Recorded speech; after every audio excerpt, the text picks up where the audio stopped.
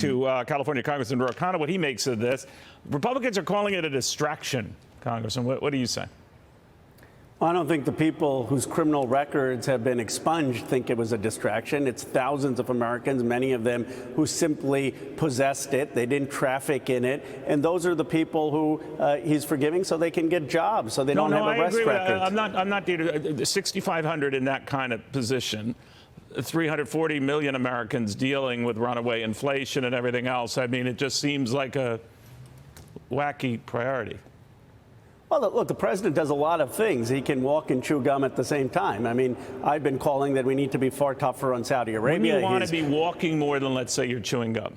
Right? I mean, wouldn't you want to be addressing the big elephant in the room, which is all this runaway price stuff? And now gas prices, 15 days running again northward. I mean, I take nothing away from what you're saying, Congressman, but that it's a goofy priority this week. Well, I don't think it's a priority as much as it's just something that was on his plate and he did. The priority is to get gas prices low, and what we need to do is be very tough on Saudi Arabia. I mean, after all we've done for that country, President Bush, the first Bush, defended them against Saddam Hussein, made sure that they weren't invaded. We give them all of the weapons, 70% of their weapons. For them to do this to the American people is outrageous, and we should say if they don't reverse their decision, we're going to stop sending them weapons. How about if we just stop accepting their oil, period, and rely on what we've got here in ample abundance? Well, as you know, Neil, production is up over 2020 and 2021. It hasn't come to 2019 levels yet, but it's projected by 2023 to be at record levels.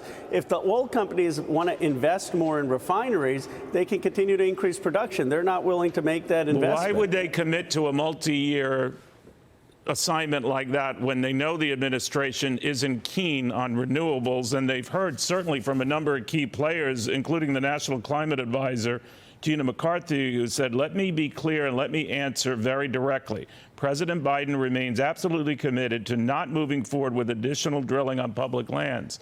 If I'm running a multi-gazillion-dollar company, I'm looking at that and saying, all right, well, that would be a multi-billion-dollar waste. Well, first of all, you're right that it's multi-years out, so it's going to do nothing to bring down gas prices now. Second, these oil companies are sitting on about 20% of unused permits, and they have not made the investment, not just in the Biden administration. They weren't making those investments in 2020 or 2021. Well, they buy those permits and leases under the idea that, you know, most they hope will pan out, but right now about a quarter of them are being challenged by environmental groups in court, so they're kind of in limbo. I'm not saying they're saints here, but they're hardly the villains here either, right? Well, my interest is how do we get gas prices down now in the next couple months? And there are two things we can do.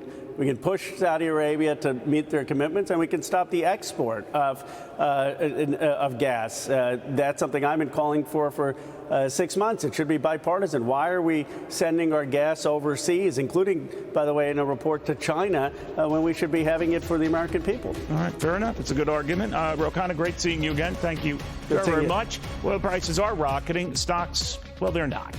Stay with us.